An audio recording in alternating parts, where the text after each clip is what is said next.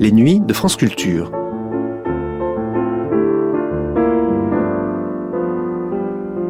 Les nuits de France Culture, une mémoire radiophonique. Le 6 avril 1984, Bernard Pivot recevait dans Apostrophe 5 écrivains. Parmi eux, 2 y étaient conviés pour la première fois. Annie Ernaux pour son livre La Place et François Maspero pour son roman Le sourire du chat.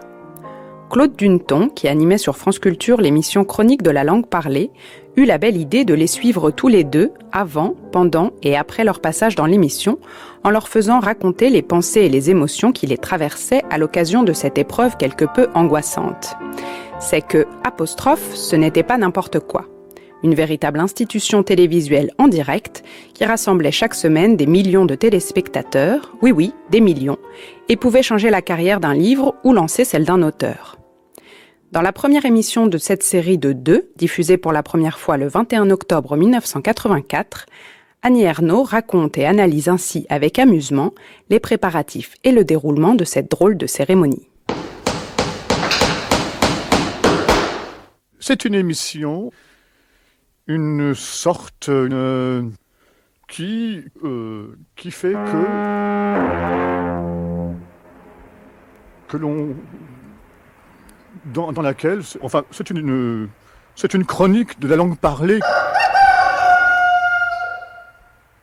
Une émission de Claude Duneton.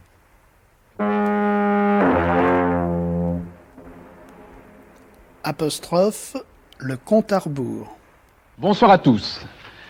L'enfance, l'adolescence, les années de formation, les premières années de la maturité, enfin tout ce qu'on appelle la jeunesse et qui continue et continuera longtemps d'inspirer la plupart des écrivains, des meilleurs, bien entendu. Nous allons le vérifier ce soir en accueillant 5 écrivains autour donc de ces thèmes de la jeunesse. Ce sera ce nouveau numéro d'Apostrophe.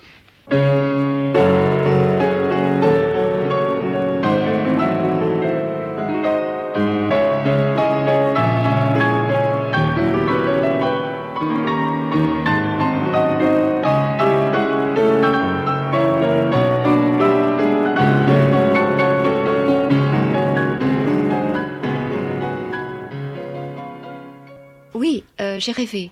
J'ai rêvé de Bernard Pivot. Mais alors, je me souviens plus du tout. Et c'était quelqu'un d'autre qui parlait avec Pivot.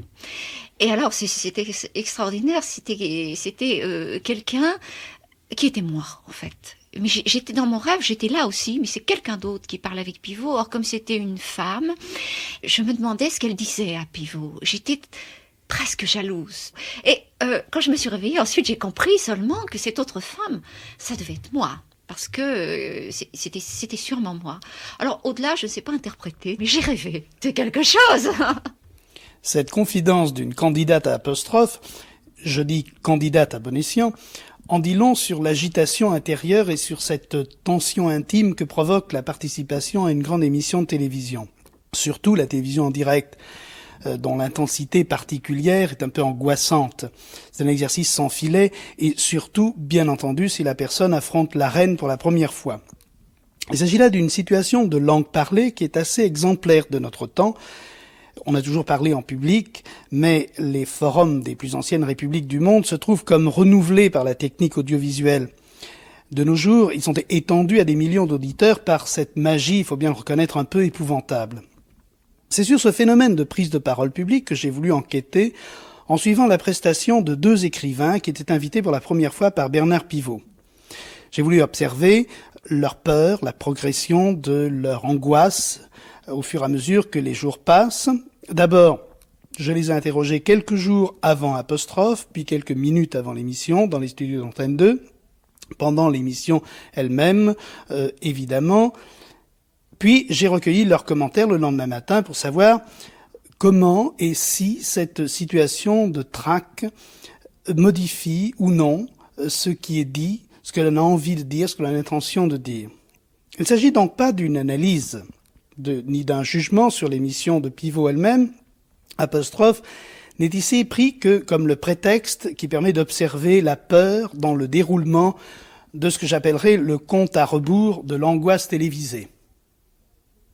Le premier de ces invités est donc l'écrivain Annie Ernaux, laquelle passait à apostrophe pour la première fois le vendredi 6 avril 1984.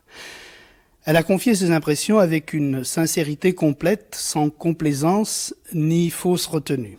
Elle parlait de son livre « La place », publié aux éditions Gallimard. Lundi matin, Annie Ernaux, apostrophe -5 jours.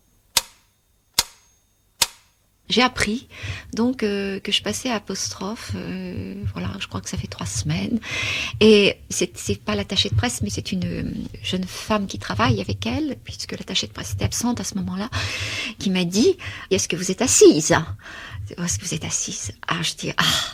Et j'ai compris tout de suite ce que c'était, parce que pour qu'on me prévienne avec cette solennité, ça ne pouvait être que le nec plus ultra, que la consécration, c'est-à-dire apostrophe. J'ai éprouvé immédiatement une grande paix. L'impression que, eh bien, voilà, c'était mon livre, d'une certaine manière, eh bien, il allait peut-être, alors tu vois, c'est énorme ce que je veux dire, mais exister totalement. Et je le dis parce que je l'ai pensé. Pour moi, ça, c'est vraiment une signification extraordinaire. Si tu veux, maintenant, je vais être reconnue. En fait, il faut le dire, je vais vraiment être reconnue. J'écris depuis 10 ans. J'ai l'impression que, bon, j'écris, c'est terriblement important pour moi, mais je sais aussi que aux yeux des gens, on m'a pas vue à apostrophe. Donc, en un sens, je suis pas consacrée. T'es pas écrivain, quoi. Voilà. Au fond, oui, voilà, je suis pas écrivain officiel. Hein, bon, c'est important. Et puis, je sais que apostrophe, c'est vraiment pour moi, hein, personnellement, c'est le rite de passage. Tu vois, c'est l'épreuve. Alors, avec cette émission-là que tu fais, là, où je parle, j'ai l'impression que c'est comme ma première communion. Il y avait la retraite avant, hein. Alors là, je suis en train de m'exprimer, d'expliquer, et puis il va y avoir l'événement, et puis après, on va se revoir, hein, je crois. Alors, c'est l'action de grâce, tu sais. Il y a un côté veillée d'armes, enfin. Oui. Tu fais quoi pratiquement tous les jours?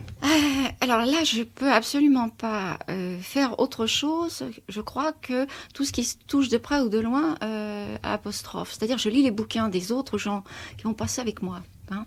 Alors ça, d'abord c'est très long parce qu'ils ont écrit des gros livres, hein, et qu'ils sont à 4. Hein. Et puis, je pense aussi à ce que je vais dire. Je sais pas par où commencer parce que c'est pas un livre qui se raconte. Mon livre, je peux dire c'est l'histoire de mon père, et puis c'est pas seulement l'histoire de mon père, parce que c'est mon père en tant qu'il représente des tas d'autres gens qui ont vécu du début du siècle jusqu'aux années 70, leur petite ascension sociale, dans la gêne, Bon, je vais le lâcher, c'était ce que les gens disent un homme simple. Moi, justement, dans mon bouquin, je veux pas qu'il apparaisse comme un homme simple. Comment veux-tu que je dise ça? Je veux dire presque sans passion, dans ce cercle qui va se former autour de Bernard Pivot, et qui ressemble fatalement, enfin pour moi, c'est comme ça que je le ressens, à quelque chose de codé, et aussi un peu salon. Il dormait toujours avec sa chemise et son tricot de corps. Pour se raser, 3 fois par semaine, dans l'évier de la cuisine surmonté d'une glace, il déboutonnait son col. Je voyais sa peau très blanche à partir du cou. Les salles de bain, signe de richesse, commençaient à se répandre après la guerre. Ma mère a fait installer un cabinet de toilette à l'étage. Il ne s'en est jamais servi, continuant de se débarbouiller dans la cuisine. Dans la cour, l'hiver, il crachait et il éternuait avec plaisir. L'enjeu est très très important. C'est drôlement important comme enjeu, j'y pense, parce que c'est un marché aussi. Alors il y a le côté initiation, un peu sacré, etc., qui me met mal à l'aise. Et puis je sais aussi que c'est un marché. Hein, ça entre dans le commercial, et que suivant ma tête, suivant ce que je vais dire, eh bien mes livres vont se vendre ou vont pas se vendre. Et que mon éditeur, il sera content s'ils se vendent, forcément, moi aussi. Vous n'avez pas fait de répétition? Non, il n'a jamais été question de ça. On m'a simplement dit d'être... Ça me mise un petit peu, parce que d'être naturel. Comment veux-tu être naturel? Hein, d'abord parce que j'ai vraiment l'impression d'une représentation folle. Hein, et quand je regarde les autres émissions d'apostrophe, j'ai vraiment pas l'impression que les gens arrivent naturels. Hein, d'abord, les femmes, elles sont bien coiffées, elles ont des robes terribles. Alors on est là, on parle tous très bien, on essaie maintenant de pas trop se couper la parole, tu vois, ça se fait pas, et Et Bernard Pivot est vraiment le maître de maison exquis. Moi, j'ai pas tout à fait l'habitude de l'exquis. Alors, le naturel, là, c'est une farce, si tu veux. Alors, il y a des femmes, tu vois, qui parlent de leurs romans, qui sont... c'est presque elles qui ont l'air d'inviter, tu vois, dans leur salon. Vraiment, c'est merveilleux. Alors là, Bernard Pivot, il est un petit peu là... il est un petit peu pas sur la touche, mais tu vois, en autre, elles ont ces terres grandes dames. Alors, il y en a par contre qui sont assises sur le coin de leur chaise. On sent que vraiment, elles aimeraient mieux être ailleurs, quoi. Alors, c'est tout l'art d'être à l'aise ou non, peut-être dans une réunion mondaine ou au milieu des médias, enfin. Quelquefois, ça arrive que les gens soient vraiment pris par l'émotion. C'est un moment très intense aussi. Mais ça, je crois que rien que le fait d'être sous les projecteurs, ça me refoulera totalement toute émotion vraie. Ça aussi.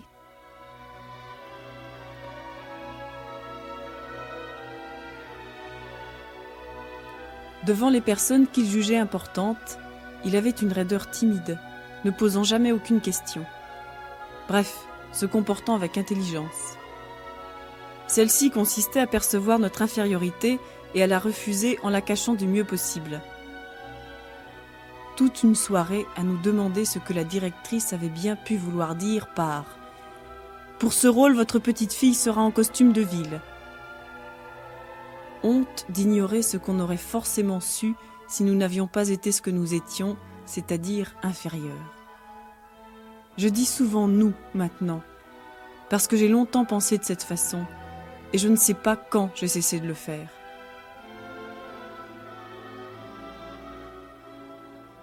Alors, à propos de mon livre, je sais qu'il va falloir que j'ai un peu dans la tête quelques repères.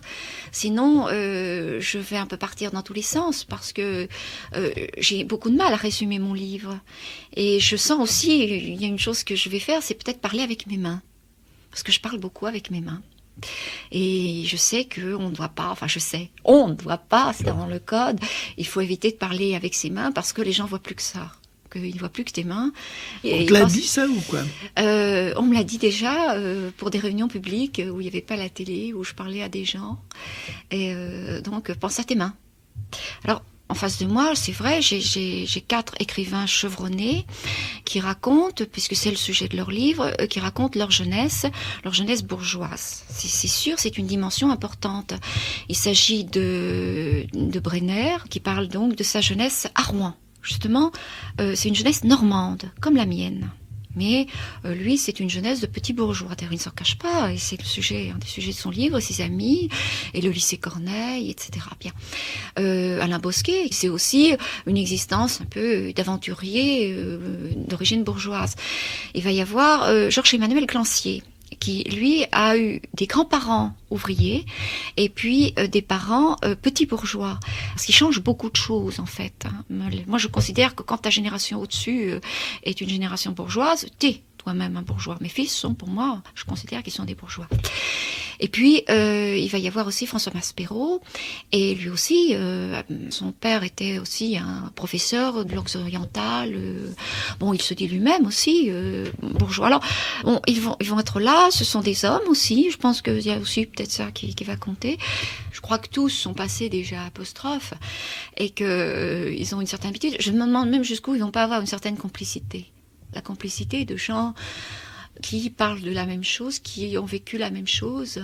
Alors, moi, j'ai l'impression que je vais être là un petit peu en porte-à-faux, parce que mon univers et le leur ne se sont jamais rencontrés, en fait. Et c'est ça, c'est mon livre, tu vois, c'est le café-épicerie de mon père, et ça, c'est le sujet de mon livre, au fond, c'est les deux mondes séparés. Or, eux, ils restent dans leur monde à eux, ils n'ont pas connu l'autre, de toute façon, et l'autre, il leur était inférieur, de toute façon, il n'existait pas.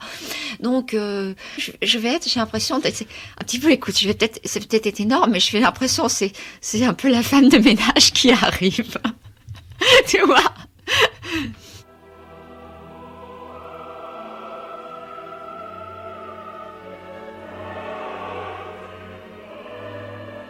Je travaillais mes cours, j'écoutais des disques, je lisais, toujours dans ma chambre.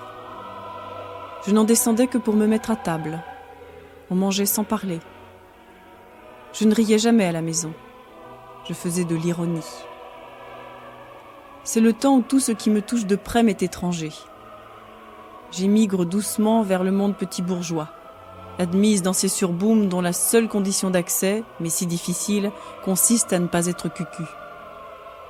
Tout ce que j'aimais me semble pecno. Luis Mariano, les romans de Marianne Desmarais, Daniel Gray, le rouge à lèvres et la poupée gagnée à la foire qui étale sa robe de paillettes sur mon lit. Même les idées de mon milieu me paraissent ridicules, des préjugés. Par exemple, la police il en faut, ou on n'est pas un homme tant qu'on n'a pas fait son service. L'univers, pour moi, s'est retourné. Le lecteur, il a un contact, peut-être immédiat avec mon livre, mais avec moi, ma gueule, ma figure, peut-être qu'il l'aura pas. Il y a quand même ça. Il y a une chose qui me fait un peu peur, c'est que je me rends compte que de plus en plus, l'émission de Pivot, il faut être drôle, il faut être amusant. Il faut, tu vois, avoir des qualités spirituelles. Hein. Alors c'est pas sûr. D'abord avec mon bouquin, c'est pas spécialement un livre dont on sort en se tapant sur les cuisses, tu vois. C'est ça qui me fait le plus peur. Et ça, c'est vraiment le côté acteur, c'est le rôle. Et c'est quand même impressionnant. Tu as regardé, depuis que tu le sais, les autres émissions. Il fait des observations. Si je regardais bien Bernard Pivot, comment il faisait. Hein, c'est important. Et je me suis aperçue, ce dont je ne m'étais jamais aperçue, il fallait vraiment que je sois concernée, que c'est lui qui mène vraiment le jeu. Il est le grand maître, avec une grande souplesse, avec une intelligence remarquable, parce que il ne fait pas sentir. Mais si tu es tout à fait concerné, tu regardes et tu t'aperçois que lui, c'est vraiment lui qui, d'abord, il fait passer, oui, parce que c'est aussi un examen, il fait passer bien les gens les uns après les autres, il ne se laisse pas détourner non plus de son propos. Hein. Et j'ai vu aussi qu'il lisait des passages, et ça me plaît beaucoup, ça me plaît énormément, parce que c'est comme ça que tu fais connaître aux gens le style, et puis, le style, c'est tout. Hein. Alors, avant de dire ce qu'il y a dans le livre, je voudrais dire la manière, parce qu'évidemment, c'est très important. Alors, je veux lire cet extrait de la page 24. « Depuis peu, je sais que le roman est impossible. Pour rendre compte d'une vie soumise à la nécessité, c'est-à-dire celle de votre père, je n'ai pas le droit de prendre d'abord le parti de l'art, ni de chercher à faire quelque chose de passionnant ou d'émouvant, entre guillemets. Je rassemblerai les paroles, les gestes, les goûts de mon père, les faits marquants de sa vie, tous les signes objectifs d'une existence que j'ai aussi partagée. Aucune poésie du souvenir, pas de dérision jubilante. L'écriture plate me vient naturellement, celle-là même que j'utilisais en écrivant autrefois mes parents pour leur dire les nouvelles essentielles. »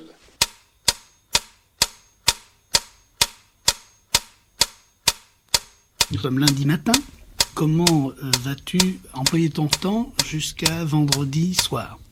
Oui, alors d'abord, je dois dire qu'en ce moment, je n'ai pas beaucoup de travail parce que je ne suis pas qu'écrivain. Donc je suis enseignante aussi, et ce sont les vacances. Et bien, je vais essayer vraiment de penser à mon bouquin. Alors ça, c'est plutôt au dernier moment, dans les derniers jours, que je vais faire ça. Et je vais essayer d'oublier aussi. J'ai beaucoup de choses que je vais faire qui sont des conduites d'oubli. Est-ce que tu vas écrire d'abord ? Oh non. Non, parce que je pense qu'à ça, en fait. Je pourrais absolument pas écrire. Non, je vais faire des choses qui me demandent peut-être un peu d'effort intellectuel. Je vais corriger des copies, parce que la copie, c'est quelqu'un d'autre qui me livre ce qu'il a pensé, etc. Je n'engage pas mon moi, je juge celui d'un autre. Je peux le faire. Tu vois, je peux recevoir des gens, je peux parler, et je vais sûrement aussi écouter de la musique, beaucoup, pour oublier. Peut-être c'est une chose qui m'a fait aussi écrire La Place. J'aime beaucoup la musique sacrée, j'aime beaucoup les Bach. Chez moi, on n'écoutait pas de musique, on mettait le poste, c'est tout. Hein. J'ai découvert la musique quand j'étais étudiante, et ensuite avec mon mari. Et quand mon père est mort, je me disais, c'est quelque chose qu'il n'aura jamais connu, qu'il n'aura jamais pu aimer. Et au lieu d'aimer cette musique en soi, pour moi, c'était le signe de notre déchirure. Et je me disais que tu vois, la Passion selon saint Matthieu, que j'ai découverte en même temps que j'ai eu le CAPES, et presque en même temps que mon père est mort, pour moi, c'est le signe. C'est la déchirure, le fait que un type comme Bach aura fait quelque chose que tout le monde trouve très beau, que tout le monde admire, et que quelqu'un que j'aimais beaucoup, non, même s'il l'avait entendu, il l'aura jamais jamais aimé. Il aurait jamais même pas compris. Alors, j'écoute ça et en même temps, si tu veux, je me dis... pourquoi t'as peur? L'émission de Pivot, c'est quoi? C'est du vent, c'est rien. Ce qui compte, c'est ce que tu écriras ensuite. Donc, je me dis que l'émission de Pivot, après tout, je m'en fous. Et voilà, ça m'aide. Tu vois, ça m'aide d'écouter ça. Est-ce que les gens de ton entourage te donnent des conseils? Ah oui, ça ne manque pas.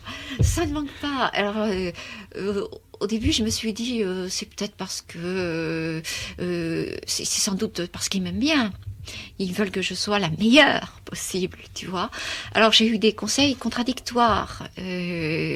Par exemple, tu vois, mon mari, pour lui, disait, il faut absolument intervenir, il faut occuper le terrain, il faut que tu t'imposes. Bien.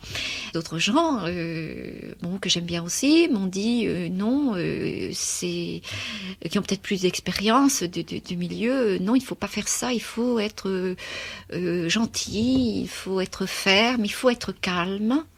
Alors il y a eu aussi, c'est peut-être amusant à dire, mais les conseils vestimentaires. Oui. Alors, je dois dire que ça m'a occupé beaucoup. Hein. Alors, je me demande si ça occupe autant les hommes. Il y aurait peut-être beaucoup à dire là-dessus que les femmes. Alors, la correspondance entre ma personne, mon livre et mes habitudes vestimentaires. C'est-à-dire que je n'ai pas l'habitude de m'habiller d'une façon très recherchée, je ne participe pas à des cocktails. Et brusquement, là, je me dis...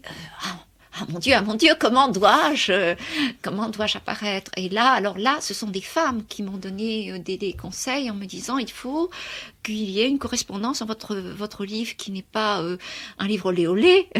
Bon, c'est pas un livre non plus romantique. Donc, une sorte de simplicité, de bonne aloi, bien sûr. Surtout pas étraîner une robe, ne pas faire de l'émission de Pivot un moyen d'étraîner, d'apparaître dans ces beaux atours, mais quelque chose que j'ai déjà mis. Tu vois, je crois que je vais mettre cette jupe noire que j'ai parce que je suis bien dedans. Et puis en haut, quelque chose de plus clair. Alors ça, il va falloir que je l'achète. Parce que je n'ai pas quelque chose quand même qui soit un petit peu plus, qui fasse un petit peu plus gai, tu vois. Pas un pull vert quand même. Bon, Pivot, c'est un petit peu triste, le pull, c'est un peu austère. Alors voilà. Donc j'ai ce souci-là qui va m'occuper encore 3-4 jours avant l'émission. Et puis une femme aussi se demande si elle doit aller chez le coiffeur. Oui, c'est ce que j'allais dire. Alors je ne sais toujours pas, et peut-être que oui, peut-être que ma répugnance à aller chez le coiffeur va devoir être combattue, mais ce sera déplaisant pour moi. C'est quelque chose d'imaginer que dans la journée, je puisse aller chez le coiffeur pour ensuite parler de mon livre. C'est vraiment j'ai l'impression de rêver d'être dans un monde qui marche pas droit. C'est là où j'ai l'impression du rôle. Hein. Et je me dis que, oui, mon Dieu, quand je me suis mariée, je suis allée aussi chez le coiffeur. Et la première communion, j'avais aussi une belle robe. Donc, c'est tout ça, ça en fait vraiment une cérémonie. Hein. Vraiment. Et cérémonie au sens où je me dis aussi que bon, l'événement sacré, c'est quelque chose où il y a un avant et un après, ça te transforme. C'est sûr que ça va me transformer parce que le lendemain, on va me dire, je vous ai vu à apostrophe. Donc c'est vraiment aussi une transformation et d'un seul coup, je vais passer de quelqu'un qui vivait peut-être, qui vivait vraiment comme tout le monde, à quelqu'un qu'on a vu, mais ça va s'oublier. C'est ça que je me dis, ça s'oubliera. D'autres gens vont passer et que si je suis comme je suis d'habitude 3 ans sans publier un livre, on aura le temps de m'oublier.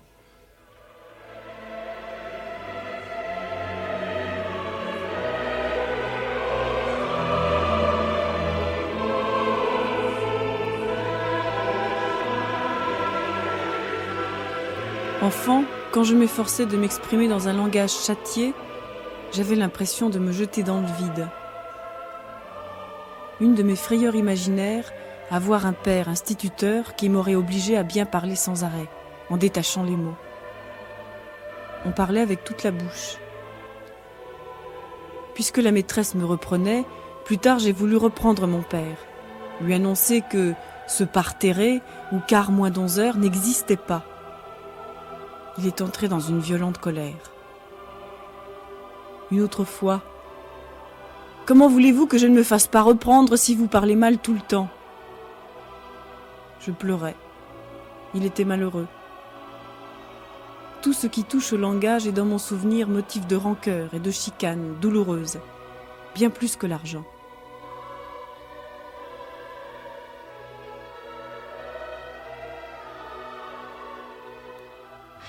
Je vois très bien, c'est le moment qui va précéder vraiment où l'émission va commencer.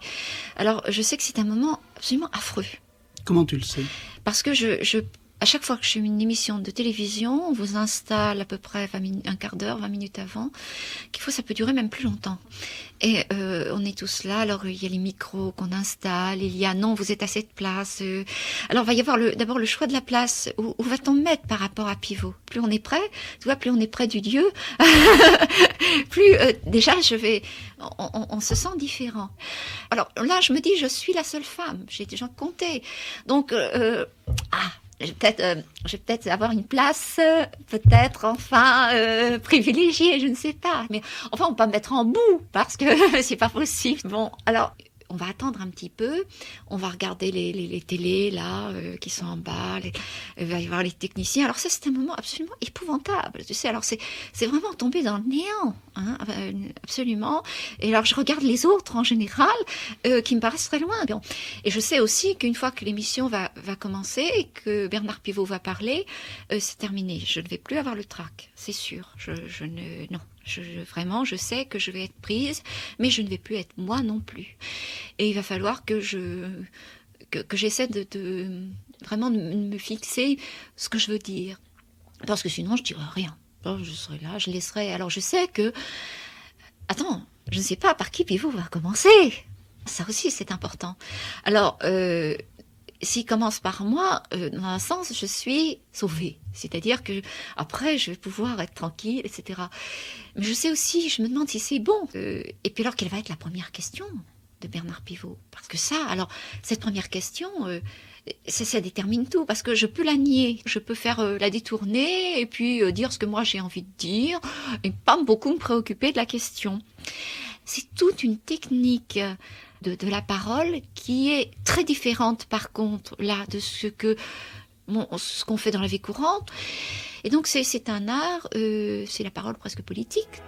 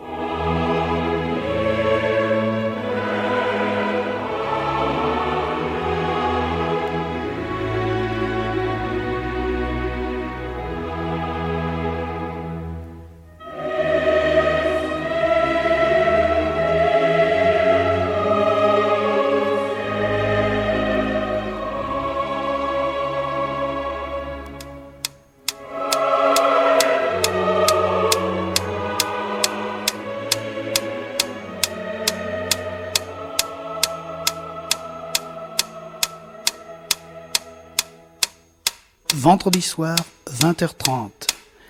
Annie Ernaux arrive seule devant la grande porte des studios de la télévision rue Cognac-Chay. Apostrophe, moins 3/4 d'heure. Comment tu te sens alors ? C'est l'angoisse comment dit-on, je sais plus, au moment du pénalty, voilà. Ah oui, d'accord. Oui. Je me sens anesthésiée complètement, c'est-à-dire à la fin d'un parcours, et je ne vois pas du tout ce que je vais dire, brusquement, j'avais préparé beaucoup de choses, et je me dis qu'il va y avoir les photographes là qui m'attendent, je viens d'en voir passer déjà, il va y avoir les autres invités, et voilà, je vais me jeter dans le vide. C'est très joli ce que tu as mis là. Voilà, j'ai essayé d'avoir une tenue qui soit en concordance avec mon livre, tu vois. Tout est soigné dans les détails. Il n'y a pas de fanfreluche, tu vois. J'ai passé au moins un après-midi à trouver un haut convenable. Bon, on va te laisser avec mon angoisse avant. Et ton angoisse.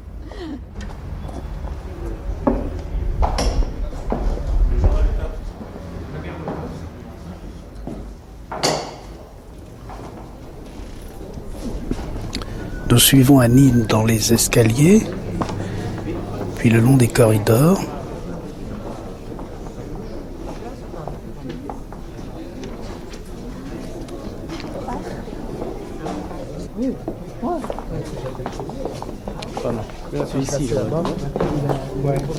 Nous arrivons maintenant dans les abords du studio qui sont déjà un petit peu envahis par une foule de gens, les invités, leurs accompagnateurs, les techniciens du plateau. Les techniciens sont en train de s'activer autour des caméras, ils terminent l'installation. Une cinquantaine de personnes. Il y a des petits groupes qui se forment, qui bavardent.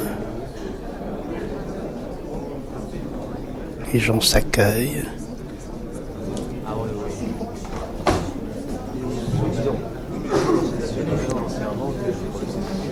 Certains se dévisagent pour voir s'ils se reconnaissent ou non. Ils passent, ils vont plus loin. Il y a des yeux qui traînent partout. Annie est seule là-bas dans un coin, par la personne, en compagnie de son attaché de presse.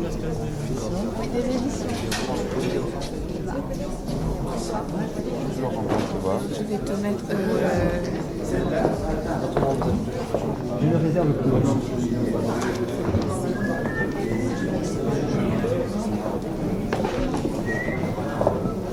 C'est bon là, ça va Pierre? Attends. Jean, il faut hurler ou pas?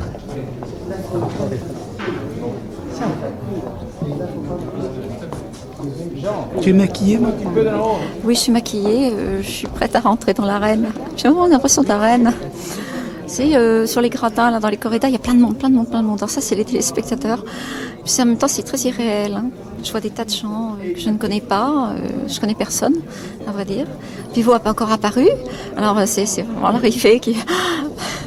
Quand je vais le voir apparaître, je vais dire ça y est.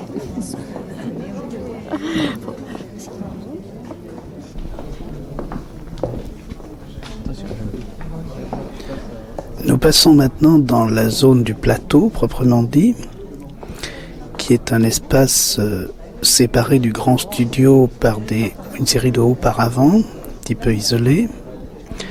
Bernard Pivot vient d'arriver et les participants se sont rassemblés au bord de l'estrade. Messieurs, si vous voulez bien vous asseoir, prendre vos places. Monsieur Bosquet, vous êtes au milieu. Monsieur Clancier, vous êtes à ma gauche. Monsieur Brenner est là-bas. Voilà. Maspero, vous vous installer.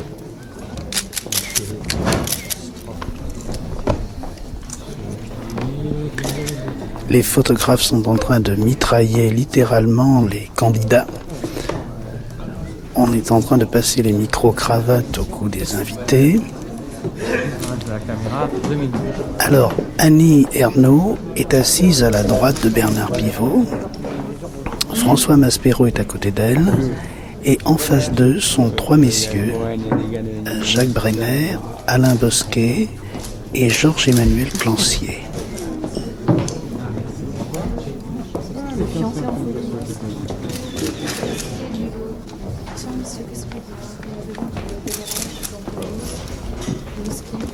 Ce soir, c'est pas votre cas, j'ai changé de jean ce soir. Moi, c'est de l'eau. De l'eau? De l'orange. De l'orange? C'est pour vous? De l'eau. Alors, messieurs, dames,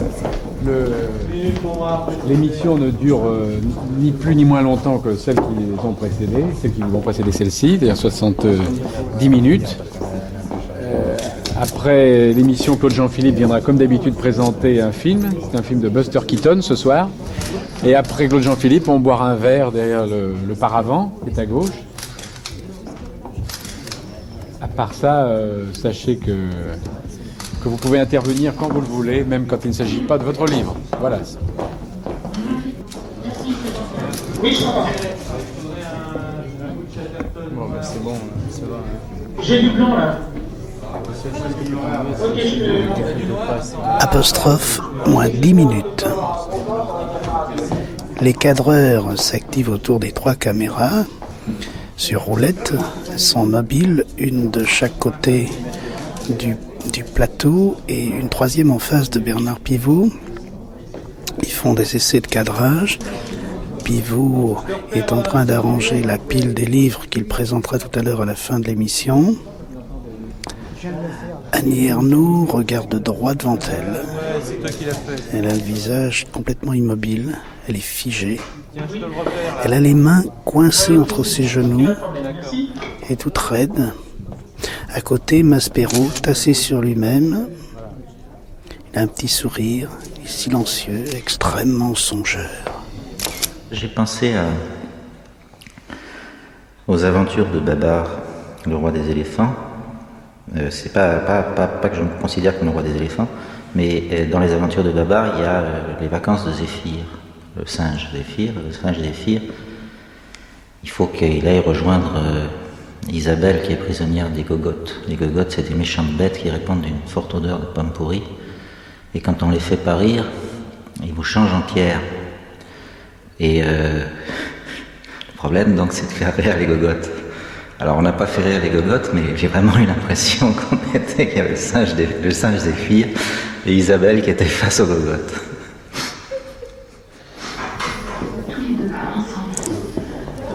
Faut me dégager, champ, la caméra 8, s'il vous plaît, merci. Très loin.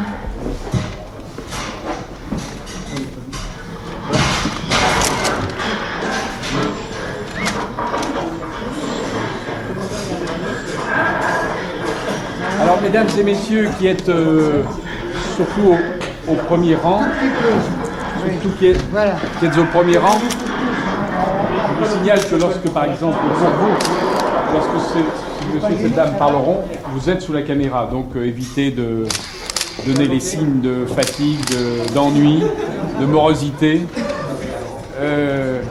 Enfin, ne donnez pas une funeste impression aux téléspectateurs de cette émission. Voilà. D'autre part, s'il est autorisé à mes invités de fumer, à vous, il n'est pas autorisé de fumer une cigarette ni pipe, sauf mâchouiller du tabac si vous voulez, c'est tout. Voilà.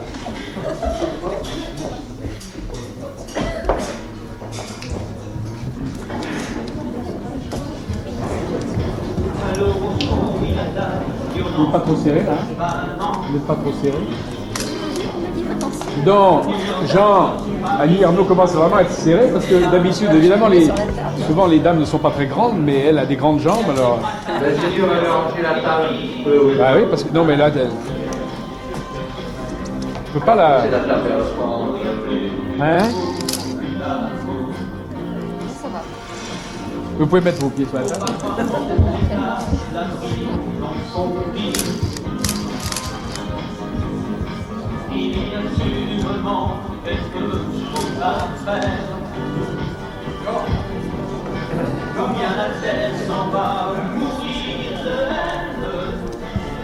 Apostrophe, moins 3 minutes. À présent, nous sommes assis, nous avons le retour du son de la télévision qui chante, une certaine tension s'est installée sur le plateau, qui est devenu silencieux. Regardez, nous allons vous montrer l'incroyable efficacité de la colle Super Glue 3.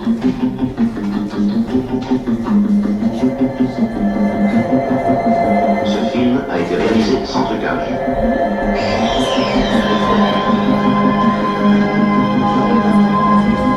Lisez le plan. Super Glue 3 colle aussi le caoutchouc. Super Glue 3 colle le plastique. Super Glue 3 colle la porcelaine en quelques secondes seulement. La publicité paraît interminable. Le trac circule aussi dans le petit cercle des spectateurs.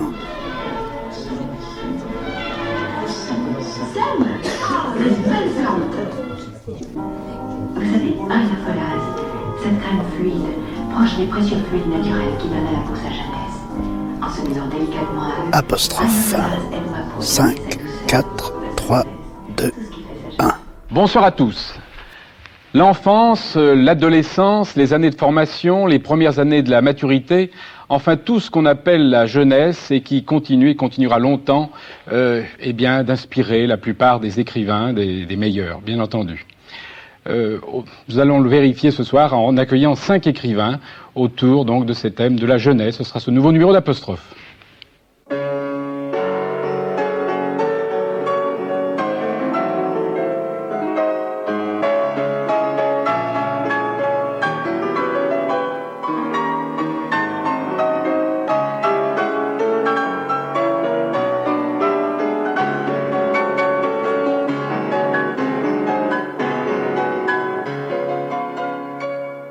Alors, je vais vous présenter mes 5 invités, en commençant par Annie Ernaux. Vous êtes professeur de français, vous êtes romancière, 3 romans, et vous venez de faire paraître un livre dont le personnage principal est votre père.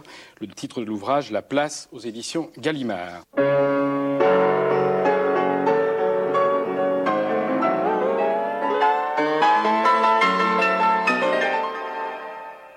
Et puis enfin, Georges Emmanuel Clancier. Alors vous aussi, vous avez beaucoup de cordes à votre arc. Vous êtes poète, essayiste, romancier, homme de radio et de télévision. Vous êtes l'auteur, entre autres, d'un livre qui a obtenu beaucoup de succès, Le Pain Noir, en 4 volumes. Vous avez obtenu le Grand Prix de littérature de l'Académie française. Et vous nous proposez un récit autobiographique aux éditions Albin Michel, intitulé L'enfant double. Et alors oui, enfant double, parce que quand vous étiez enfant, vous aviez en quelque sorte une double vie. Oui, ma double vie a commencé très tôt, si j'ose dire. Puisque une partie de la semaine, je la passais chez mes parents, qui étaient de petits bourgeois en ville, et l'autre partie de la semaine, la partie de vacances de la semaine, lorsque j'étais écolier, chez mes grands-parents, qui étaient des ouvriers. Je ne percevais pas, avec une conscience claire certainement à ce moment-là, qu'il y avait là comme 2 mondes qui m'étaient proposés, mais c'était bien 2 modes de vie qui à la fois n'étaient pas séparés par un abîme, bien entendu, parce qu'il y avait peu de différences sociales réelles entre mes parents plus aisés et mes grands-parents ouvriers, mais la partie ouvrière, si je puis dire, de mon enfance, était à la fois enchantée parce que je vivais plus librement dans un grand jardin de faubourg auprès d'une petite usine qui était une chocolaterie, et dans le monde ouvrier. C'était à Limoges. Hein. C'était à Limoges, c'était à Limoges, et au contraire, j'avais une vie beaucoup plus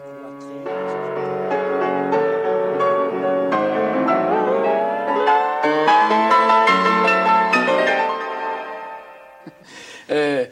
Alors les 2 critiques littéraires, là, on pourrait leur demander leur avis, puisque il y a 2 critiques littéraires professionnels. Je crois que Clancier, que je connais depuis 30 ans, que j'admire, je pense que ce livre est surtout intéressant par la finesse, par la délicatesse, par les toutes petites choses, je dirais, la petite brise qui est là, l'espèce de tristesse qu'il puisse y avoir entre 2 mondes sociaux, une certaine différence, une petite incompréhension, les paysans d'un côté, les petits bourgeois de l'autre. On ne parle pas tout à fait la même langue, on ne ressent pas les choses de la même manière. Et je retrouve là-dedans le Clancier pas seulement...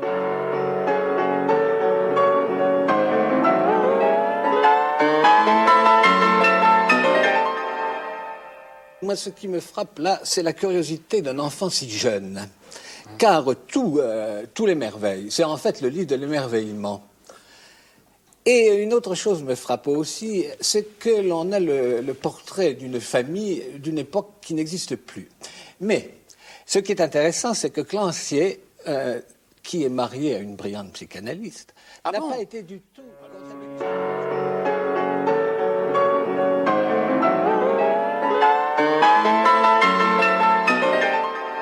Alors on va passer à Annie Ernaux, qui a peut-être fait, je sais pas, le contraire de ce qu'a fait Georges-Emmanuel Clancier. Oui, je crois que c'était très important pour moi de ne pas vouloir faire un roman avec l'existence de mon père. Ça m'est apparu comme une sorte de trahison.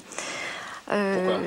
Bien parce que quand on fait un roman, d'abord on prend un personnage. Ce personnage, ça aurait été mon père. J'aurais fait son portrait, j'aurais parlé de lui très certainement, soit en l'embellissant, vraisemblablement en embellissant beaucoup de choses. et aussi en faisant des scènes comme si j'y étais encore, par exemple en reproduisant un paysage, enfin, toutes sortes de choses qui ne me paraissaient pas du tout rendre sa vie. La vie de mon père a été une existence qui était vraiment très très pauvre au départ. Il a quitté l'école à 12 ans. Pour aller travailler dans une ferme, parce qu'on avait besoin qu'il travaille dans une ferme, enfin il n'y a pas d'autre possibilité. Et ensuite il y est resté jusqu'au régiment, ensuite eh bien, il est devenu ouvrier. C'était toujours ce que j'appelle la nécessité, il n'y avait pas d'autre choix. Et après il était couvreur, enfin il a fait divers travaux manuels. Enfin il s'est marié et avec sa femme, ma mère, il a pris un petit commerce qui était vraiment très petit en Normandie. Ils ne pouvaient absolument pas vivre sur ce commerce tous les deux. Et il est resté ouvrier jusqu'à la guerre 40. Ensuite, il s'est établi... enfin, il y a eu la guerre et en 45, il a pu avoir un commerce, un café-épicerie qui le laissait vivre. Donc, c'était une vie qui était toujours vraiment... C'était une toute petite ascension sociale, une vie où là, il y avait beaucoup de jeunes. C'est une vie que j'ai partagée et avec ça, on ne peut pas faire de roman. Je crois que pour retrouver, il fallait que je scrute vraiment dans ma mémoire toutes les choses qui m'avaient marqué, travailler sur la mémoire, travailler aussi beaucoup sur tout ce que j'avais entendu étant enfant. Je pense que les mots, les phrases qu'on emploie retracent vraiment le monde où on vit. Par exemple, très souvent on disait à la maison, on n'est pas malheureux, il y a plus malheureux que nous. Oui. Eh bien, rien que de dire cela, ça montrait déjà notre limitation. Enfin, toutes sortes de phrases qui m'ont beaucoup marquée. On me disait à moi, tu ne comptes rien. Tu ne comptes. C'est une vie où tout coûtait cher, où on était extrêmement limité. Et je pense que le roman, le livre de souvenirs aussi, et cela c'est pas du tout une critique pour Georges-Emmanuel Clancier, mais ça embellit toujours. C'est au regard de souvenirs. Quand on se laisse aller, et moi je ne voulais pas me laisser aller, je voulais, à travers l'histoire... Voilà, merci à tous les 5, bonsoir à tous, et comme d'habitude, à la semaine prochaine.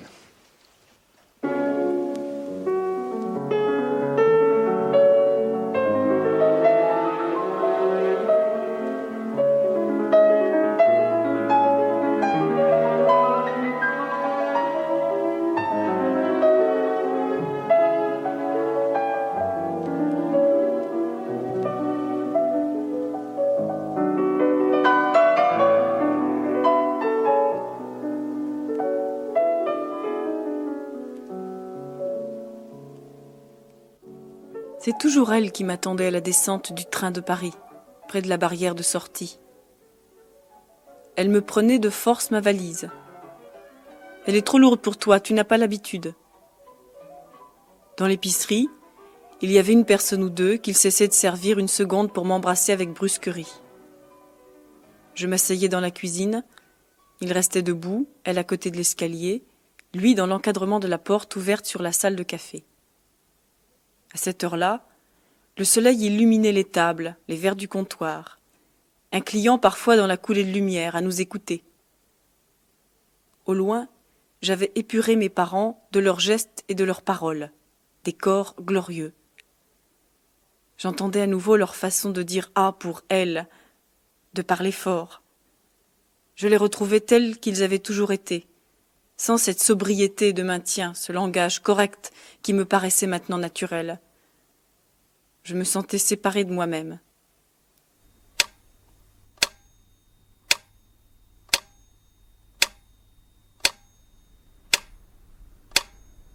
Les lendemains d'apostrophe. Les lendemains d'apostrophe, c'est presque la gueule de bois. C'est la tension qui retombe. Hein. Mais tu t'es couché à quelle heure là ? Je me suis couchée, je crois, à 2h du matin. Et j'ai pas bien dormi quand même parce que...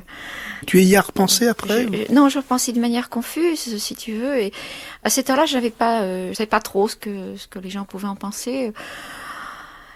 C'est vraiment comme un rêve. Et j'ai senti que j'avais pensé au fait depuis le début, où je sais que je dois passer à apostrophe. J'ai eu l'impression que j'y avais pensé tout le temps. Et je me rendais compte seulement maintenant que c'était terminé. Et enfin, une sorte de vide aussi maintenant. C'est comme si le dernier, pas obstacle, mais la dernière chose qu'on puisse faire pour un livre était faite. C'est peut-être très injuste pour tout le reste, mais c'est vraiment nec plus ultra, c'est voilà.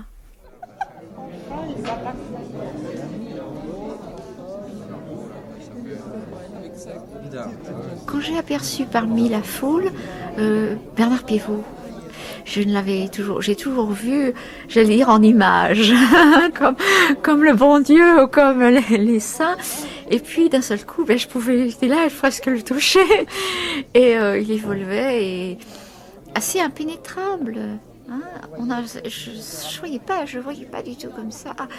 Au fond, très très secret même, ne se mélangeant pas du tout, ne parlant pas avec des gens. Hein, il y avait des groupes, mais il n'allait dans aucun. Il s'occupait uniquement de il allait à sa place, il saluait vaguement, tu vois. Et donc, une sorte d'isolement qui l'entoure. C'est impressionnant. Et puis ensuite, alors il y a le moment affreux, c'est les photographes. Oh, les photographes. Tu n'as encore rien fait, tu es là, et, on te prend en photo et ils sont là en rang. Ils sont en rang et ils te photographient tous en même temps. Alors la vedette, c'est vraiment épouvantable. Et puis ensuite, c'est surtout quand on s'installe et qu'il y a les pubs de la télé. C'est interminable. Absolument interminable. Et alors, ça te rentre dans la tête. Il y a le shampoing, la moutarde. Et qu'ensuite, on va parler tellement d'autres choses. Et alors, le pire, c'est la musique. Tu vois, la musique d'apostrophe. Parce que moi, je la connais très bien pour regarder et d'un seul coup, au lieu d'être de l'autre côté de l'écran, c'est-à-dire chez moi, en train de regarder la télé, je suis là. Cette fois, j'y suis. Et il y a un moment où tu es entre les deux, je crois bien. Tu sais, tu es à la fois chez toi en train de regarder la télé et puis tu es sur le plateau. Et ça, c'est vraiment terrible. Mais quand Bernard Pivot se met à parler, puis d'une manière très simple, bon, aujourd'hui, nous allons parler des jeunesses. Alors là, ça y est, ça a commencé à se délier. Et puis j'ai tout de suite vu d'après. Alors il met ses livres d'une certaine manière. J'ai vu qu'il allait parler de Georges-Emmanuel Glancier et ensuite de moi. Je me suis dit, bon, ça va pas être trop long avant de parler de moi. Je vais pas trop paniquer. Et tu es arrivé à dire complètement ce que tu voulais dire? Non, parce que je me suis aperçue que ça aurait été beaucoup trop long et qu'on ne doit pas encombrer. Je pense que le téléspectateur doit se fatiguer d'entendre, ou alors on est prodigieux et on peut tenir sous son langage vraiment, mais il faut que ce soit vraiment passionnant. Alors, c'était pas quand même je veux dire, c'est pas mouvementé, c'est pas drôle ce que j'allais dire. Donc je me suis interrompue presque de moi-même. Puis je crois que j'ai senti aussi bien que Bernard Pivot avait d'autres questions à poser. Je l'ai senti, je sais pas à quoi. Je l'ai senti, je me suis arrêtée. Et il m'en a posé une autre, alors je me souviens même plus maintenant. Mais alors c'est noir, je me souviens plus de quoi j'ai parlé. Mais alors, quitte à vous déplaire, je vais vous dire que votre livre, il est beau, il est émouvant, et que cette simplicité, cette extrême simplicité relève de l'art. Oui, c'est absolument contradictoire ce que vous dites, parce que vous vous insurgez contre l'art et vous avez fait de l'art. Vous n'avez peut-être pas fabulé, vous n'avez pas extrapolé, mais vous avez choisi les seuls mots capables de rendre ce que vous dites, avec d'ailleurs un professionnalisme tout à fait extraordinaire et qui est un peu le contraire de ce que vous dites. Oh, professionnel, je voyais pas ce que ça voulait dire. C'est pas vrai, je suis pas une professionnelle. Je veux dire, non, je me sens pas du tout comme une professionnelle. Moi, le professionnel, c'est celui qui sait à quel moment il faut faire une scène, à quel moment il faut dire telle chose, qui connaît la phrase qui va émouvoir, qui va faire mouche et tout ça. Alors, je peux dire rien. Moi, c'était pas mon but. Hein. Alors, quoi répondre, au fond il y avait déjà une sorte d'atmosphère qui s'était créée souvenirs gentils, de roses, de l'enfance. J'ai eu de la chance, j'ai eu mes grands-parents ouvriers, quelle chance j'ai eu, et puis j'ai eu mes parents petits bourgeois, quelle chance j'ai eu aussi. Voilà, c'était. En plus, c'est vrai que le livre d'Emmanuel Glancier est très très joliment écrit, mais si tu veux, moi j'étais décalée par rapport à ça. Ce que j'avais à dire, c'était pas rose. Je voulais pas qu'on rentre dans le rose des souvenirs, parce qu'au regard de la mémoire, quand on a l'âge de Glancier, tout paraît baigné dans une sorte de recul lointain où le monde ouvrier, monde bourgeois, finalement c'est sa propre vie et on est très content, c'est la vie qu'on a vécue. Et moi je voulais pas ça du tout. Alors il a fallu rompre. Ça a été très très dur. J'ai parlé de mon grand-père, et ça j'avais pas pensé. J'avais pas pensé que je le dirais, et je crois que c'est à cause de ce qui avait été dit avant sur justement ces souvenirs, ce rose, la tante, etc., et la grand-mère à qui on apprend à lire, que j'ai eu besoin de parler de mon grand-père qui ne savait pas lire, et à la fin de sa vie, quand il était à l'hospice, eh bien mon père lui portait simplement ce dont il avait besoin, parce qu'il avait besoin de rien d'autre, c'est-à-dire un flacon de gouttes d'eau de vie. Et ça a été, si tu veux, pas de la provocation, mais ça a été la rupture. Il fallait que je dise ça. Il fallait que je rompe. Et ça, c'était très, si tu veux, très dur. Mais après ça a été facile. C'était beaucoup plus facile. Simplement, vu l'importance de l'enjeu, je me suis bien serrée, tu vois, j'ai pas bougé mes mains. Je tenais mes mains bien croisées, bien serrées. Et justement, plus je les serrais, plus j'avais la force de dire ce que je voulais dire. L'énergie passait pas dans les mains, bien serrée de façon à dire. Non, je crois que j'ai pensé à ça. Et puis j'étais peut-être aussi la présence de Maspero qui m'a aussi. C'est très important ça, très très important. Et j'ai vraiment senti que lui, il était, je vais dire, vraiment plus déphasé que moi. Plus encore, parce que lui, plus à vif, plus c'est un homme qui a bagarré, qui a payé de sa personne pour des tas de choses, hein, la guerre d'Algérie, sa librairie plastiquée, etc. Et je le sentais tellement donc vraiment énervé, vraiment. Il savait qu'il ne saurait pas parler de son roman, que moi ça me dopait presque de me dire que je n'étais pas toute seule. Et ça m'a soutenue. François Maspero, est-ce que vous avez été sensible à cette extrême simplicité du récit ? Non seulement j'ai été sensible, mais c'est un livre qui, je pense, me marquera longtemps, parce que c'est extrêmement rare de rencontrer ce souci, ce sens du mot qui fait mouche, vraiment mot par mot. Et c'est un livre finalement qui laisse sans voix à la fin. C'est pour ça que c'est difficile d'en parler. Je pense que ça doit être dur pour Annie Ernaux d'en parler, parce que quand on a écrit un livre comme ça, on a envie de se taire. Et quand on a lu un livre comme ça, on a envie de le mettre à côté de soi, et puis le relire, et puis d'y repenser. Je pense que c'est un livre auquel on pense, moi je repenserai, je reviendrai, parce que c'est un livre qui a été écrit phrase après phrase. On sent le rythme. D'ailleurs, à la fin, elle dit, elle marque la saison à laquelle elle s'arrête, et puis elle dit bientôt je n'aurai plus rien à dire. Je trouve ça admirable qu'un auteur arrive à la fin de son livre et dise je n'ai plus rien à dire, parce que ordinairement on a l'impression que tout fourmille. Non, là tous les mots sont mis, tous les mots sont placés. Et vraiment, pour moi c'est un très très beau livre. Il me conduisait de la maison à l'école, sur son vélo. Passeur entre deux rives, sous la pluie et le soleil. Peut-être sa plus grande fierté, ou même la justification de son existence, que j'appartienne au monde qui l'avait dédaigné. Est-ce que ça a pu te gêner, notre intervention, le fait qu'on t'ait questionné avant, qu'on t'ait suivi sur le plateau? Non, je crois que c'est même plutôt aidé, je crois. Ça m'a aidé dans la... Ah oui, ça m'a aidé. Je crois qu'il faudrait peut-être aider comme ça tous les gens qui passent à Apostrophe. Oui, parce que... dans ce sens que ça a donné beaucoup si je veux, d'envie de presque réussir comme une performance, d'avoir été accompagnée tout au long, pas être tout seul. J'ai eu des moments de très grande solitude quand même, c'est-à-dire par exemple quand je suis arrivée là où tout le monde papillonne, tout le monde connaît tout le monde un petit peu, sauf moi, je connaissais que mon attachée de presse, je pouvais pas quand même la tenir par la main. Et C'est vrai aussi que je suis venue avec personne. Je suis personne de mes amis, personne de ma famille. Parce que je préfère. Je crois que... Pourquoi ça, tu préfères? Je préfère parce que tous les gens que j'aime, d'une manière, si tu veux, intense, j'ai une sorte de réaction, ça m'affaiblit. Je me sens bien avec eux.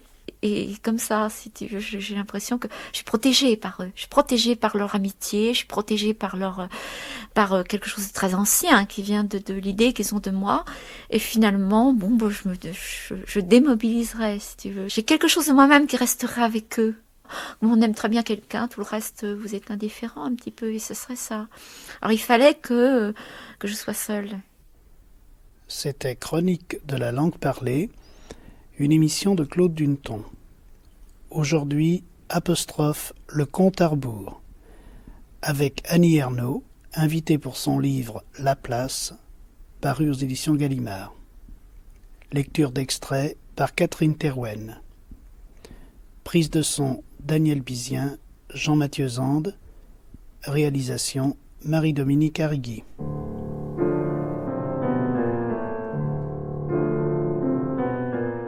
Cette émission a été diffusée pour la première fois le 21 octobre 1984. Vous pouvez la réécouter ou la télécharger en ligne sur le site franceculture.fr à la rubrique Les Nuits de France Culture.